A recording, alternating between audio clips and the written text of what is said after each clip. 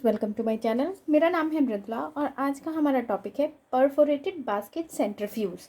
तो perforated basket centrifuge जो है वो सेंट्रीफिकेशन का आपका एक इक्विपमेंट है जिसमें कि आप सॉलिड और लिक्विड फेज को सेपरेट करते हो। तो पहले इसका प्रिंसिपल देखते हैं। तो ये जो है आपका फिल्ट्रेशन सेंट्रीफ्यूज है जिसमें कि सॉलिड और लिक्विड फेज को उनके डिफरेंट डेंसिटीज़ के बेसिस पे परफोरेटेड वॉल के थ्रू सेपरेट किया जाता है।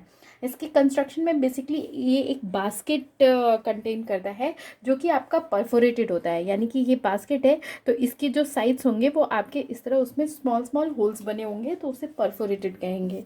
तो ये बास्केट जो है वो आपका स्टील का बना होता है और इसके ऊपर कभी कभी वॉल कैनाइट या फिर लेड की कवरिंग भी होती है, या तो फिर ये कॉपर मोनेल या फिर ये अदर सूटेबल मेटल का बना होता है। तो यहाँ पे आप ये बास्केट देख सकते हैं। ये बास्केट जो है वो आपको एक सैफ्ट के ऊपर माउंटेड होता है, उसके ऊपर होता है और इसके जो है वो ये जो सैफ्ट होता है वो आपका मोटर से कनेक्टेड होता है, जिससे कि उसमें पावर सप्लाई दी जाती है। ये बेल्ट पुले या फिर वाटर टरबाइन या फिर किसी इलेक्ट्रिक मोटर से कनेक्टेड होगा। ये जो परफोरेटेड बास्केट है इसके दोनों साइड्स में जो है आपको फिल्टर क्लॉथ लगे होते हैं। ठीक है, यहाँ से आपको जो लिक्विड है जो कि आपका, जैसे कि आपने यहाँ पे फीडिंग करी, जो भी आपका स्लरी है आपने इसमें पुट किया, लोड किया, तो उसके बाद जो वाटर एग्जिट होती है वो यहाँ से होती है, मतलब जो भी आपका लिक्विड उससे सेपरेट हुआ है।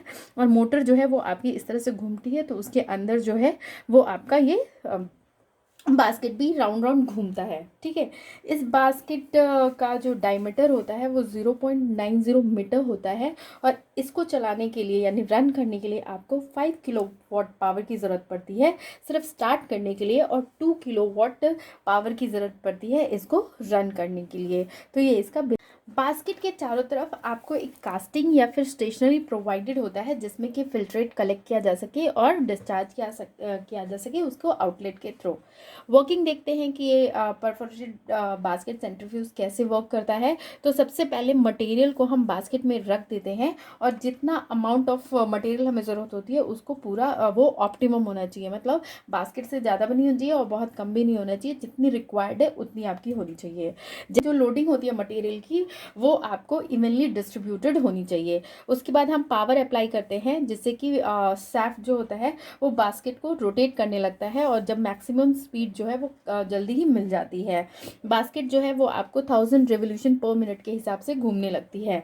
तो यहाँ पे क्या होता है, सेंट्रीफिकेशन होता है जिससे कि लिक्विड जो है वो आपको परफोरेटेड वॉल यानी कि इस तरह की उसमें छोटे छोटे छेद होते हैं ऐसे बास्केट में, तो उसके थ्रू जो है लिक्विड जो है वो पास होने लगती है और सॉलिड जो होता है वो बास्केट के अंदर ही रह जाती है। जो बास्केट से लिक्विड निकलती है वो फिर जाके आउटलेट में कलेक्ट हो जाती है। और जो केक होता है वो मतलब कि जब जब तक बास्केट घूमता रहता है सेंट्रीफिकेशन की वजह से लिक्विड बाहर जाते रहता है, तो वहाँ पे अंदर में जो सॉलिड है वो एक केक फॉर्म हो जाता है और वो काफ़ी ड्राई हो जाती है। एक डेफिनेट पीरियड के बाद आपको पावर को टर्न ऑफ कर दिया जाता है और जिसकी वजह से सेंट्रीफिकेशन जो है वो रुक जाता है और बास्केट जो है वो फिर एक आपको ब्रेक लगा के उसको रोक दिया जाता है। उसके बाद जो सॉलिड केक है उसको ब्लेड यूज़ करके कट किया जाता है और फिर हाथों से उसको बास्केट से निकाल लिया जाता है। ठीक है, अब है कि परफोरेटेड बास्केट सेंट्रीफ्यूज का क्या एडवांटेज है। तो बेसिकली सेंट्रीफ्यूज जो है वो काफ़ी कॉम्पैक्ट होता है, इसलिए वो बहुत ही कम स्पेस ऑक्यूपाई करता है, मतलब फ्लोर स्पेस जो होता है उसका काफ़ी कम होता है। ये आपको स्लरीज को हैंडल कर सकता है, मतलब जिसमें कि आपके सॉलिड्स की जो अमाउंट है वो ज़्यादा प्रेजेंट हो और इवन अगर पेस्ट टाइप कंसिस्टेंसी भी हो तो भी इसमें प्रॉब्लम नहीं होती। जो फाइनल प्रोडक्ट होता है उसमें बहुत ही कम मॉइस्चर प्रेजेंट होता है और ये प्रोसेस जो है वो काफ़ी रैपिड होता है। डिसएडवांटेज की बात करें तो ये एक बैच प्रोसेस है और इसमें जो प्रोलॉन्ग्ड ऑपरेशन होता है जिसकी वजह से जो सॉलिड के केक्स जो होते हैं वो काफ़ी हार्ड हो जाते हैं, जिसे रिमूव करना काफ़ी डिफ़िकल्ट हो जाता है। सेंट्रीफिकेशन फोर्स अगर काफ़ी देर तक होता रहे तो बास्केट पे स्ट्रेन प्रेशर पड़ता है, जिसकी वजह से बास्केट जो है उसमें वियर या टियर हो सकता है, मतलब वो टूट सकती है। एप्लीकेशन की बात करें तो ये आपको क्रिस्टलाइन ड्रग्स जैसे कि एस्पिरिन को मदर लिक्विड से सेपरेट करने के लिए यूज़ होती है, या फ्री फ्लोइंग प्रोडक्ट्स जो है वो ईजिली आपको इस सेंट्रीफ्यूज को यूज़ करके सेपरेट किए जा सकते हैं। इसके अलावा ये आपको अनवांटेड सॉलिड्स को रिमूव करने में भी यूज़ होती है, जैसे कि प्रेसिपिटेटेड प्रोटीन्स जो है वो इंसुलिन से सेपरेट किए जा सकते हैं, शुगर क्रिस्टल्स जो है उसको सेपरेट किए जा सकते हैं आपको परफोरेटेड बास्केट सेंट्रीफ्यूज। अगर मैं इसका सेकंड एग्जांपल दूँ तो आपने अपने घरों में वॉशिंग मशीन देखा होगा जिसमें कि हम कपड़ों को डालते हैं, गीले कपड़ों को, और जब वो फ्यूज़ होता है वहाँ पे तो जितना भी लिक्विड होता है मॉइस्चर वो आपके क्लॉथ से बाहर निकल जाता है।